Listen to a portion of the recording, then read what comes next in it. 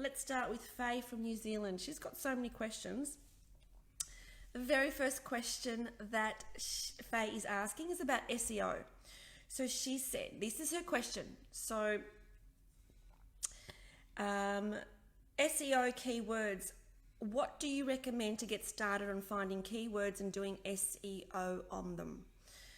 So there are a number of tools that you can use to find what your keywords are in your niche industry and your niche profession. So what are we talking about when we say keywords? They are the words that your clients are more than likely to plug into your into Google to find you. So they're the words that you need to have throughout your website, in the background, sorry, I just got a call. And so that's what keywords are. And so what Faye's question is how do you recommend we get started? Okay, so what I would suggest that you do, Faye, is that you look at Google, and Google does have keyword analytics. And so you can do that. You can find out what your keywords are in your particular niche, or you can actually get a keyword tool. There's many of them. So if you just Google keyword tool, you will find an application that you put in your niche, which might be hypnotherapy anxiety or hypnotherapy weight loss or whatever it is, or just weight loss, and you will find what your keywords are, the kind of things that your clients say to you, and the kind of things that they look for when they are searching for someone to help them solve a problem. And what Faye's question is how do you recommend that she goes about that? So what I would recommend that you do is just get some quotes from some SEO companies in your area. I do not recommend the SEO companies from India, and that's because I've made the mistake in the past myself. Yes, they are really cheap. They are cheaper than the local companies, but I have found through my experience that cheaper is definitely not better. Okay, cheaper is definitely not better, because initially they work really well, but then what they actually do is they put some cheap backlinks into your website, which impacts a lot of other things, and then it becomes even more expensive. So just to reiterate, in my opinion, hey Mark, that's a nice comment that you just said. It is because you're awesome. You're awesome too, so right back at you. So my recommendation is that you go with some local SEO companies, not the Indian variety. Look, I might be wrong and there might be exceptions, but in my experience, it's just not worth it. Look, cheap never, ever, ever, gives you results unless you're doing something small, like a flyer or something like that, and you go to fiverr.com, fine, go for cheap then. But with something like SEO, go with a local company. So that's my recommendation there. That's all you need to do, Faye, is to look at Google Analytics to find out what your keywords are, and then to get some quotes with some local companies to do them for you. Don't do it yourself. Don't do it yourself. That's that's not your specialty. Don't attempt to do it yourself. Anything that I've attempted to personally do, I've just managed to waste some really good time, and I could be charging a lot more money for my time than doing techo stuff that I have no idea about. So that's the first question. The second question from Faye is past life regression. What's your preferred technique for a past life regression? Not a client who spontaneously regresses to a past life, but rather one who is asking from the get-go. So with past life regression, what actually happened with me the very first time I experienced that, it was that they did spontaneously go back to a past life. And I didn't have any formal past life training, but I just went with my instinct and my gut in terms of what I thought I needed to ask, and it was perfect. So what I subsequently did was I then enrolled in a past life regression course, which basically reinforced that everything that I had done was correct. So I went to a reputable trainer who specializes in past life trainings, and I trained under them. So, oops, nearly lost this. Okay, that's better. Okay, I was a little bit off center. And so who do I recommend in terms of a technique? Look, anybody that trains past life regression. It's not rocket science. It's actually one of the easiest things to do. So just do a course that specializes in past life regression. It's quite a simple process. You're basically taking them back through time. So I know that you're saying that somebody who's, how do you do it for somebody who's actually, wanting a past life regression as opposed to spontaneously going back to one. And the process is that you regress them all the way back to where they need to go to. And then you ask them some key questions about who's around them, whether there are any familiar faces, if there's any kind of clues as to where they're located. And, you take them to the death scene and you ask them about the death scene and you ask them about the purpose of that life. And so then, they go between lives and then they go on to the rest of the life. So it's not rocket science. It's actually quite a easy process.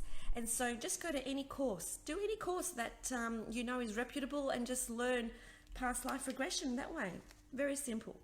Okay, so what I'm basically saying, Faye, is that even though I had not studied past life regression, when it happened that I had to do that in the room, I did it all spot on without anybody training me how to do that. And then I went and did a course which reinforced that what I had done was absolutely correct. So just enroll yourself in a course, and what that's going to do, it's going to give you the methodology to do it so that you're doing it right, and you're asking the right questions when the client is in a past life.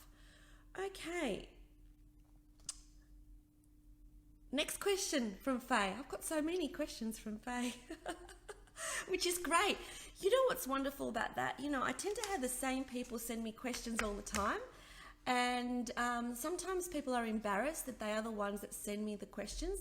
But what that tells me is A, you're busy, you are seeing clients, and B, you are constantly putting into place what you have learned. So that's fantastic. That's really good. That's what we want you to do, is to experience and to have these client experiences. So please do not be shy to ask questions. We're all learning all the time. That's what we're doing. And it's, the answers to these questions are just my perspective. That's all they are. Okay, so, hey Joanne, how are you? So now the next question is about breakthrough questions. So for those of you who know my system, so I've got nearly 500 hypnotherapists who have completed my 15 Steps to Hypnosis Business Success, which is my business system. And I've had about 170 clients complete my therapy system, which is the therapy system is my therapy in a box. So what you do session 1, what you do session 2, what you do session 3, which is exactly what I'm teaching my Gold Coast retreat people this weekend. I'm really excited. I can't wait. And so the question that Faye is asking, she's from New Zealand, but she came and did my retreat here in Melbourne when I was holding them in Melbourne. Nowadays, I only hold retreats in the Gold Coast, but when I was holding them in Melbourne, she flew from New Zealand and she did my retreat here in Melbourne. And her question is, I recently had an anxiety client who didn't have much to report in terms of negative significant life events since the beginning of time until the age of 23. Those life events focused from that age until her current age, which is 34, mostly involve sadness and hurt. No mention of anger, fear, guilt, or shame, because we know that we experience the big five. I probed and I tried to elicit the life events. Okay, so this is what she's talking about.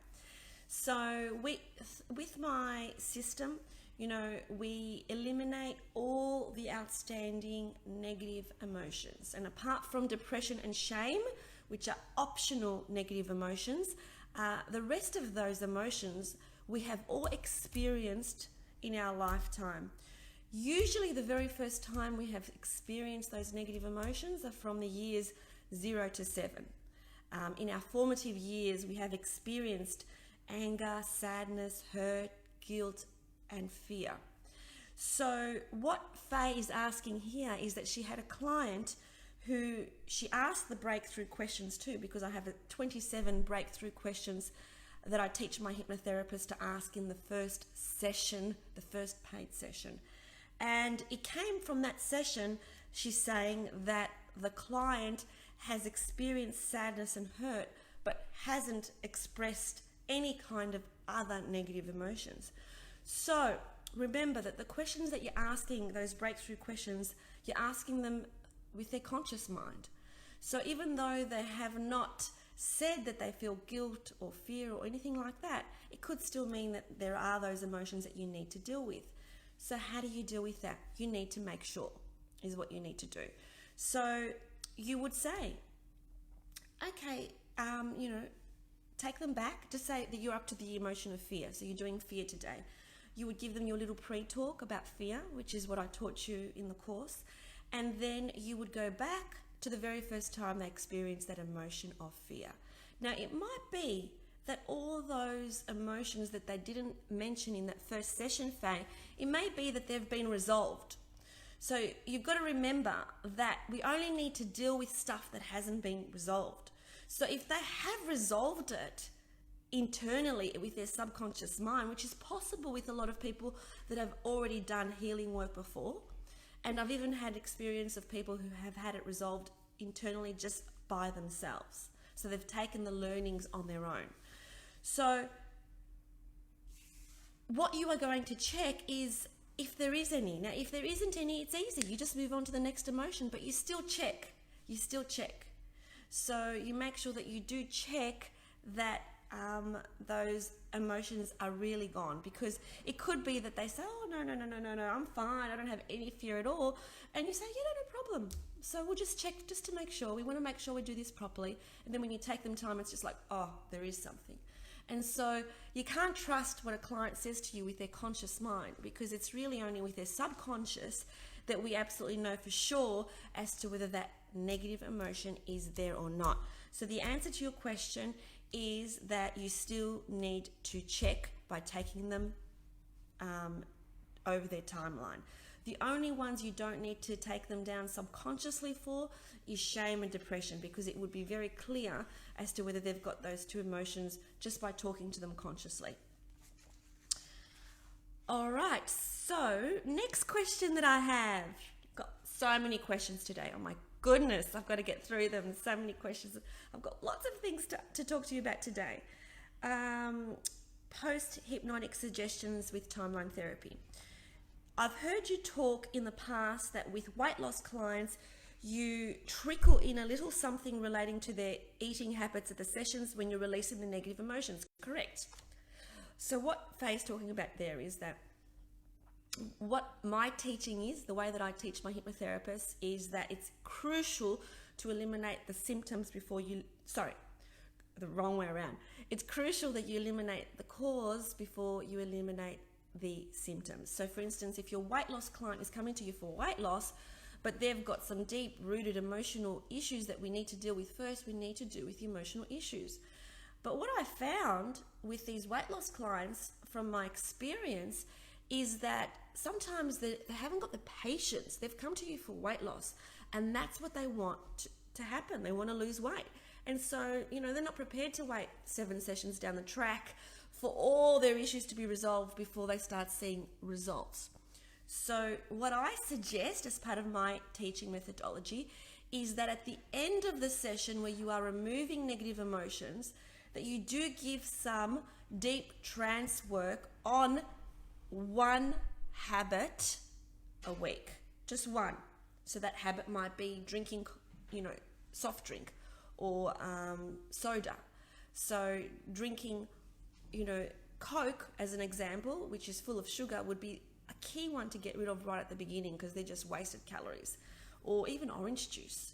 People think that juices are great, but juices are extremely fattening. And, when you drink your calories, it's an easy win. So how would I do that, Faye? She's saying, what would you do? Would you break state?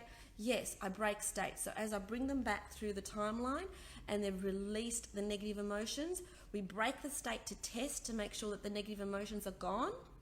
And then we put them straight back into trance, and we give them that 10-minute final deep trance work on future pacing them into a place in the future where they are presented with that issue of drinking Coke and what they do instead. So when you actually do that, because in effect what you're doing is you're getting them to go deeper. because you've broken their state, but you're only testing very quickly before you put them back down again. So it's fractionation, right? That's what it is. So you're actually taking them really deep. So you don't have a conversation. So I'll just go through that again. Release the negative emotions. Not in the second session, Faye, not in the session of anger. There's too much to do there. So you don't do any future pacing in terms of eating habits in that second session, because that's a huge session. But in the third session, you start from that process of introducing, breaking those negative habits. So from the third session onwards is when I do that. So you take them back from the timeline, you test them very quickly, you put them straight back down, and then you future pace them about breaking that habit. So that's that answered. Next question. What thoughts or advice would you have about a client who had anxiety and was doing really well during the first few sessions, so well that they felt lighter, happier, and they were referring people to her left, right, and center. But as they approached limiting beliefs, she made a 360-degree turn, also saying that the hypnosis sessions around that emotion didn't reveal anything she didn't already know, and that she received no insights at all. Okay, so it seems like what's actually happened here is that this particular client was doing really well, so well in fact that she was referring other clients to the therapist, but then when it came to the limiting beliefs section, she did a 360-degree turn and felt like she was getting no insight. And so, that's okay. If she felt like she was getting no insight, you just move on to the next thing. When you say she did a 360-degree turn, I just want to know what that meant. So she was no longer satisfied with the process. I just wonder what has happened in between her being really, really, really happy with the work that you've done to being dissatisfied. Has someone been in her ear? Because it could be this. So I've experienced this before, where, for instance, a lady has come in for weight loss, and we have a lot of emotional work that we need to get through first. But, the weight loss part of it is a bit slow because we need to address the emotional stuff, and they're feeling lighter, they're feeling better, their whole life has changed, they're seeing everything different, but we aren't focusing on the weight loss. And they go home and their husband says, oh, we just spent, $3,000 on you seeing that hypnotherapist. I can't see any different. So somebody has been in their ear and put those doubts in them. And so then, Faye, what you need to do is, the checking mechanism that I taught you about taking out all the things, that question that we ask in the breakthrough questions, which is, how will you know when the problem has disappeared? Well, all those points, all those dot points, do a checklist with her.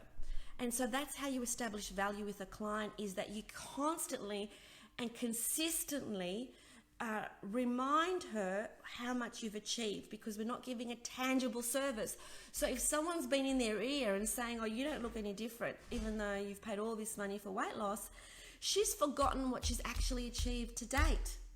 So you have to give her that checklist and say, let's just see what we've done so far.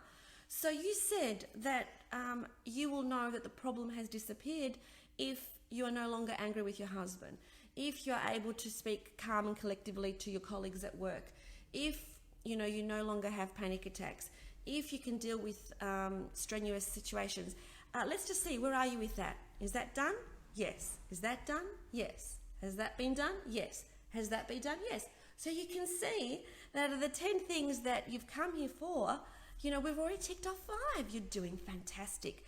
So you need to have a system and a process whereby, which I'm going to teach my therapist this weekend, and all the ones that have previously done my courses. Remember, you've got the online program to support you. So if you forget these things that I've taught you, because there's a lot that I teach you in the space of 3 days, a lot, please have a look at the online video, which is going to remind you of all of that. So you need to check in with the client to see, you can see it, out of the 100% things that you have requested, we have already completed 75%. You're doing fantastic. So really, all they need is that reinforcement. That's all they need, is that constant reinforcement that they are on the right track, because there's a seed of doubt that's been going on in their mind. So, oh, thank you for that beautiful comment, Nikki. Mwah! Thank you for that. And if you do like what I am saying to you, give me some love hearts, because I love love hearts. So give me love hearts. So we need to make sure that we are, communicating effectively so that the client understands that we are over-delivering, not under-delivering. Yay, love hearts, thank you so much. And also tell me where you're from. So with the people on the call right now, just put a note there and tell me which city you're from, where are you listening from? I'm very keen to know. And so you've got to remember this, that when clients first come to you, they have a lot going on in their life, and they're very aware of all the things that is going on in their life. And by the time they go through the program with you, yay, more love hearts, things start to drop off. So things start to drop off one after the other in terms of the negative things in their life. But, human nature is that they're still focusing on what hasn't been resolved as opposed to what has been resolved. So you need to make sure that you constantly advise them and let them know as to what has been completed.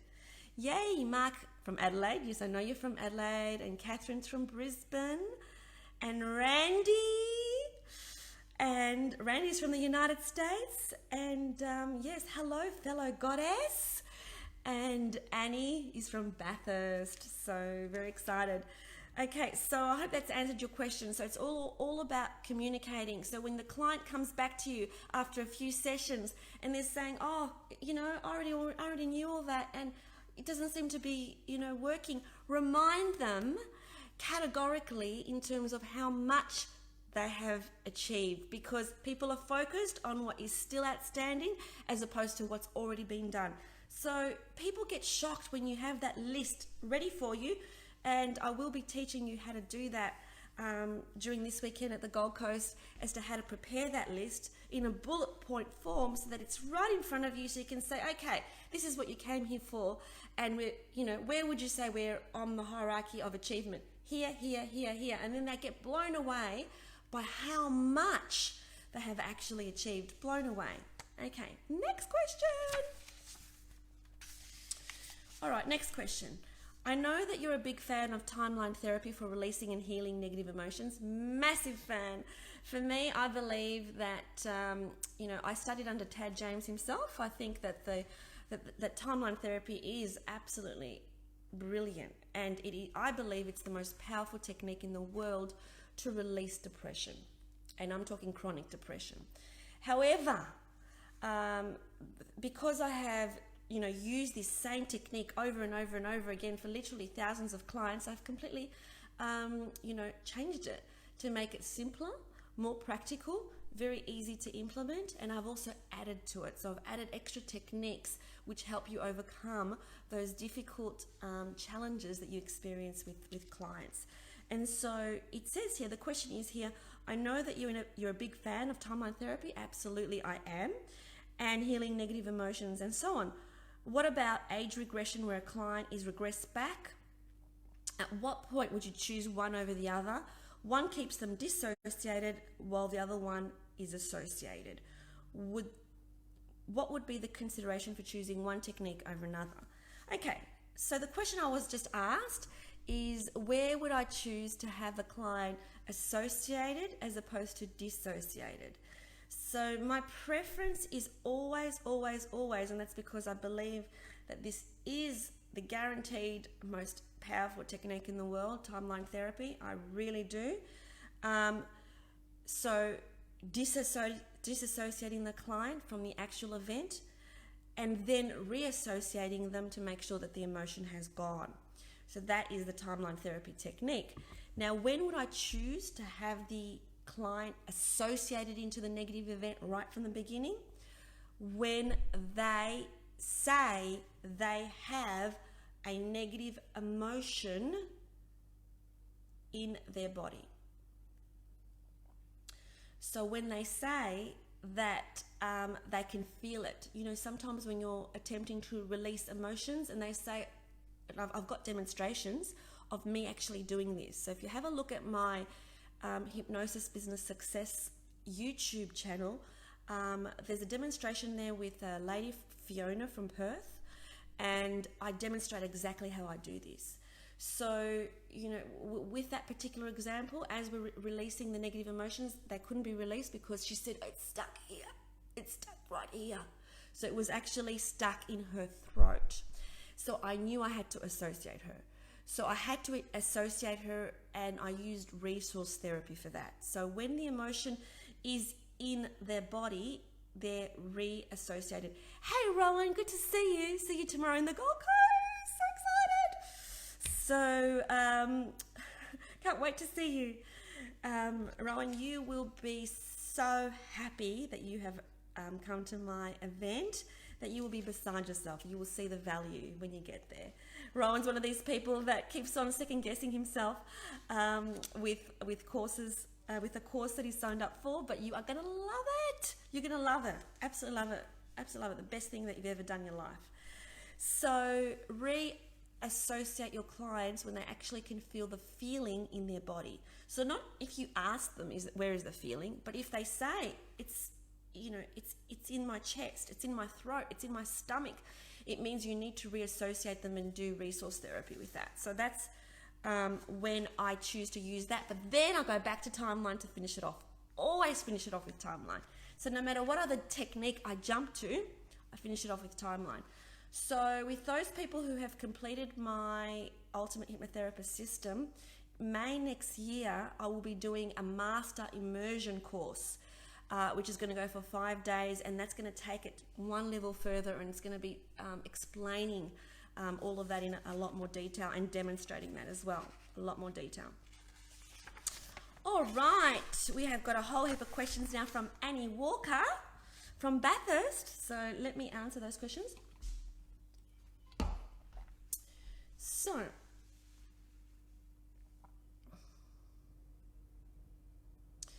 Annie says, hi Helen, it's great to be part of this group. So she's talking about my VIP family group. I don't feel so isolated, which is a great feeling, so thank you. It's so important for us not to feel isolated. So we all have our individual businesses, and we're a community, and the only way we can become stronger is to be together and to be united. So we need to help one another. It's really important that you feel that you are part of a community, part of a professional group that is there and ready to support you. So Annie says, here's my questions. The first question is about PaySmart.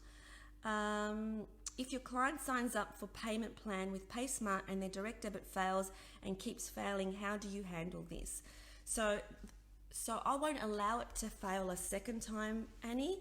The moment that it fails a first time, I would contact the client. So you will get a notification as soon as the payment has failed. And so I would personally contact the client. And what I have found is that 9 times out of 10, if a payment has failed, it's usually something because their card is no longer valid, they've lost their card, it hasn't been replaced. And so contact the client. That's the best way, is to personally contact the client and make sure that you do get the right details. Now, you can't continue servicing that client if their payment plan has failed. So you need to make sure that you get that on track. It's all about an exchange of energy. Hey, Leanne. Leanne came to the meetup on Tuesday night, and she didn't know why she had to come, but she knew she had to come. And she was one of the people that Ines Simpson demonstrated her techniques on, and she then found out as to why she needed to come. So good to see you, girl. So just to reiterate with the PaySmart, usually the reason why clients default on payment plans, is because their card is invalid, or they're replacing it, or they lost it, or whatever. So just find out what the reason is. And the way that you would do it is in a very non-threatening way. It would be just like, I don't know if you realise, but your card's no longer valid. Can we have the new details, please? Like ASAP. But you can't continue to see that client if their payments keep failing. There has to be an exchange of energy. We're not in here to, to wear ourselves down. there's no end to that. There has to be an exchange of energy. People need to pay for your services, because if you don't value your services, they won't. So you need to make sure that, they are up to date with their payments, and that you continue seeing them when it's back on track. Number 2, do you offer afterpay as an alternative for those who cannot pay up front? E.g., pay now, pay later in 4 installments every 2 weeks. This way we don't have to be a credit control or worry about the failing. Do you offer afterpay?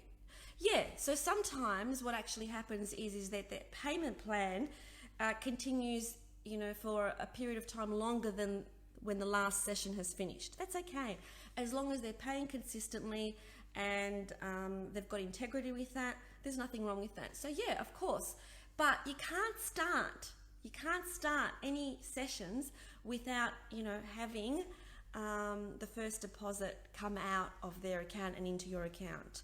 That would be incorrect. That's not a service. Who does that? That's not, unless you choose to do work pro bono, then that's different, because you choose your clients and you offer that service. And I've done pro bono work myself, but that's my choice. It's not because they've decided not to pay me. So there's a difference. One is, and it's all about who the power is with. So if you decide to do pro bono work and you put it out there and you attract those clients, that's fine, but you don't do pro bono work because somebody can't pay. And that's the reason. You do it because you're in that place and time in your life where that's where you want to give.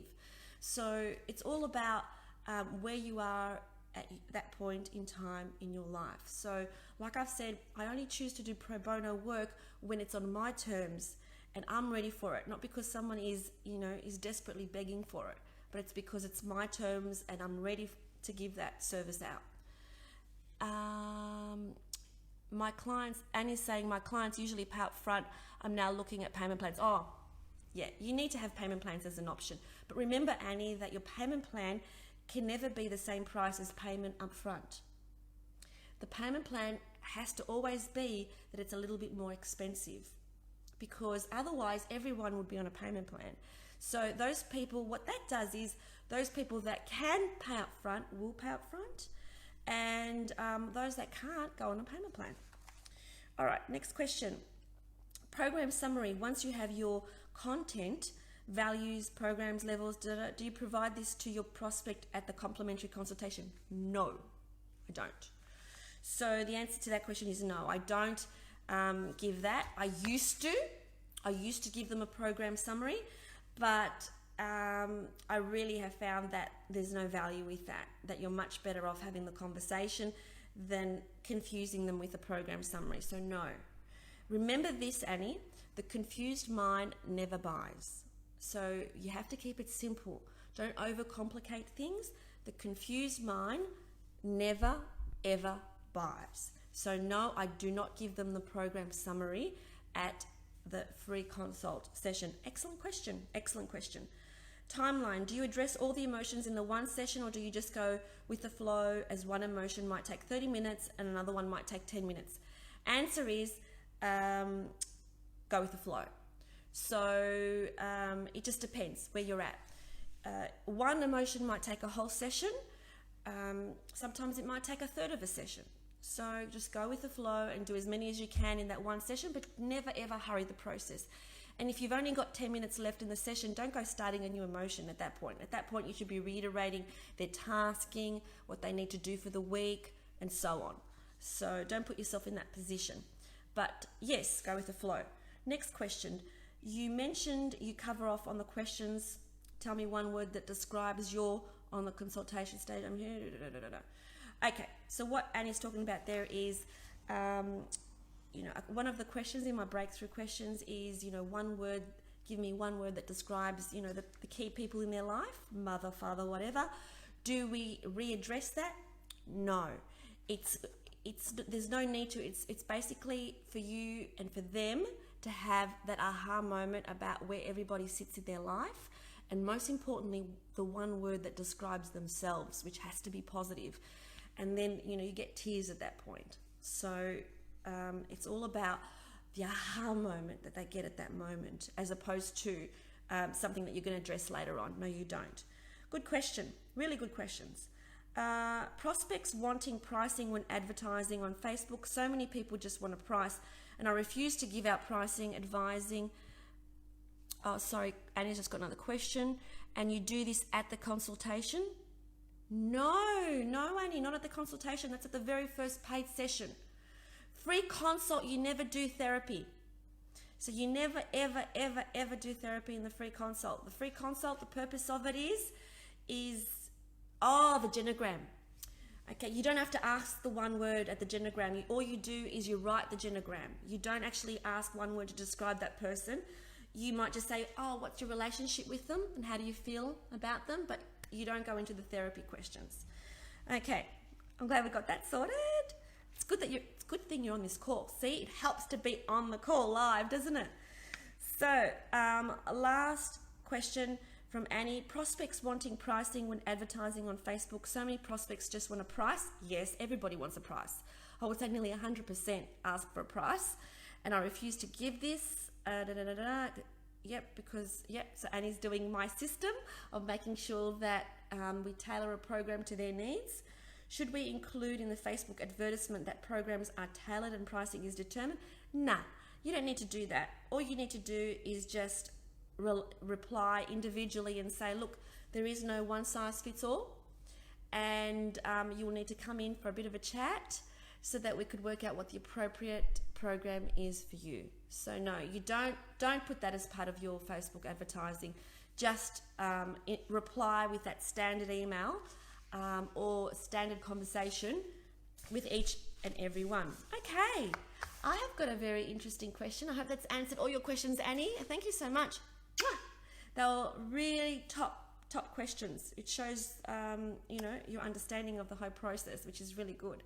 So I've got an interesting question here from a male hypnotherapist who wants to find out about erotic transference. Oh, lots of love to you too, Annie. So I have an interesting email. I won't say who it's from. He is from Perth, and he did say that he has this issue so that when he sees clients, whether it's therapy or public speaking, they tend to flirt with him. So the women are flirting with him, and he's wondering what to do about this situation. So obviously, when we're therapists, we're in that position where, we hold that position of authority, and our clients are looking up at us, and they're seeing us, in a way that students see teachers, like I used to see perhaps, one of my university lecturers. You look up at them and think, oh, role model or whatever, and you have this, connection, and there is such a thing as erotic transference, which is where a client has feelings that are not professional for the therapist. So this particular question is how to deal with that. First of all, I've got to say, and there's no judgment on the person sending the email, because we're all different, but I've got to say that, hey Vera, beautiful lady from the United States, love you forever. Hey gorgeous lady. Vera did my course in the United States, and so happy to be in her company. Just a beautiful, beautiful, beautiful lady. So I've got to say this, that seriously, with the thousands of clients that I have seen, I have never had an issue where a client has flirted with me. So I think that you have to think about what vibe you're giving out. Whether you're giving a professional vibe or whether you're giving a, let's flirt vibe. So I'm not saying that you are. So the person who wrote this email, I'm not saying that you are giving that vibe out. All I'm saying is that from my experience,